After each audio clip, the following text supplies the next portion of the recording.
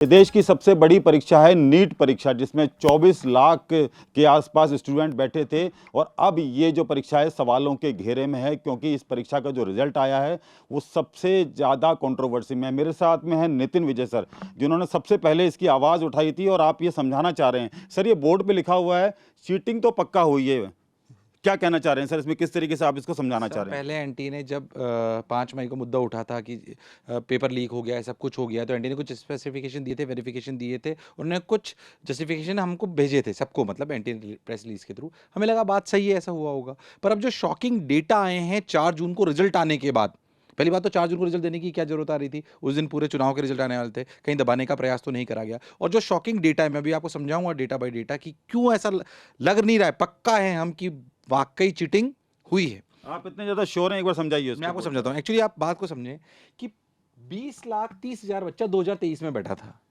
24 लाख बच्चे के आसपास इस साल बैठा है। कोई संख्या बहुत ज्यादा तो नहीं बढ़ी है। अगर आप देखेंगे तो 17-18% के आसपास ये बच्चा बढ़ा है लगभग। अब जो बच्चे जिनको जनरल कैटेगरी, जनरल ईडब्ल्यूएस और ओबीसी के लगभग जो बच्चे होते हैं, उन बच्चों में ये जो 605 का एक आंकड़ा आप देख रहे होंगे मेरे आसपास, लगभग इसके ऊपर उनको कहीं ना कहीं कॉलेज मिल जाता है।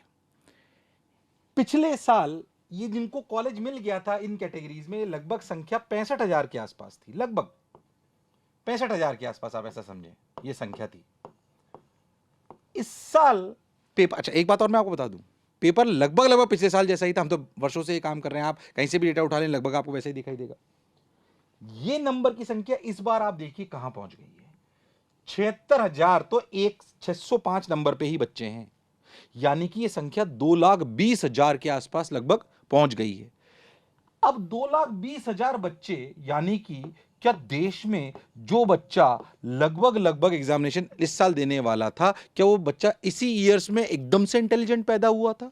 ऐसा कैसे संभव हो सकता है? जो चीज लीनियरली बढ़नी चाहिए थी वो कैसे ऐसे बढ़ सकती है कि 4 गुना 5 गुना बच्चा एकदम से देश का इंटेलिजेंट हो गया? ये संभव नहीं है। दूसरा प्रूफ मैं आपको देता हूं, ये तो पहला प्रूफ है बिल्कुल जो आपको दिखाई देगा। दूसरा प्रूफ मैं आपको देता हूं, जब एनटीए ने लिस्ट जारी करी तो उन्होंने टॉप 100 की लिस्ट निकाली। बहुत शॉकिंग है कि 720 में से 720 इतने सारे बच्चों के आए। चलिए हम मान लेते हैं कि एक बार आ भी गए। अब आपको खुद को समझ में आ जाएगा। आप देखिएगा सर, इस रैंक से लेकर इस रैंक, ये रैंक जो आपको दिखाई दे रही है, ये वाली रैंक्स, इस वाली रैंक को अगर आप देखेंगे ध्यान से देखिएगा, सॉरी, ये 62, 63, 64, 65, 66, 67, 68, ये 60 यहां तक 69 तक आप देखिए। इन सबकी सीक्वेंस देखिए आप, 230,701, 230,701, 23701, 237, इसका मतलब एक ही सेंटर, एक ही शहर के, एक ही शहर के एक ही सेंटर के इतने सारे बच्चे कैसे आ सकते हैं? ये तो पॉसिबल ही नहीं है। अच्छा, इसमें एक खास बात और है। चलिए हमने मान ली हो सकता है यहाँ के बच्चे ज्यादा पढ़ लिए हों। पहली बात, ये मैं संभव नहीं कहता हूं, पर इसके संभव होने की पॉसिबिलिटी बहुत कम है। वो 0.000001 से भी पॉसिबिलिटी उसकी बहुत कम है। ऐसा होना बहुत असंभव सी बात है। तो क्या इसका वेरिफिकेशन होना चाहिए? हाँ। एक और बात भी आपको खास बात बताता हूं, एनटीए कहता है कि 720 में से 720 जिनके नंबर आए, यानी जिनके सेम नंबर हैं, उनमें आपके और मेरे अगर नंबर सेम हैं तो किसको ऊपर रखा जाए, इसका निर्णय एनटीए ने ऐसे ले रखा है कि अगर आपने फॉर्म जल्दी भरा था तो आपको रैंक ऊपर की दी जाएगी, और मैंने अगर बाद में भरा था तो रैंक मुझे बाद की दी जाएगी। आप देखो ये सारे बच्चे जो आए हैं, इन सबकी रैंक एक साथ आई है, यानी कि इनका फॉर्म एक साथ भरा गया है, एक साथ फॉर्म भरा गया, एक ही शहर में एक ही जगह से, और इन सबके रिजल्ट ऐसे आ गए।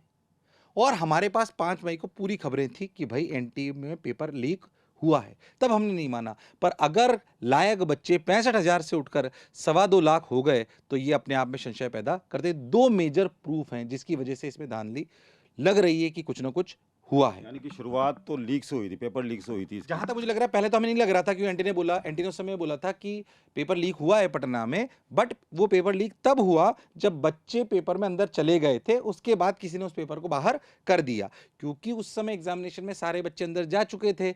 इसलिए अगर पेपर बाहर आ भी गया तो उन बच्चों को और उस सेंटर को रद्द कर दिया जाए, बाकी एग्जामिनेशन की कोई जरूरत नहीं है।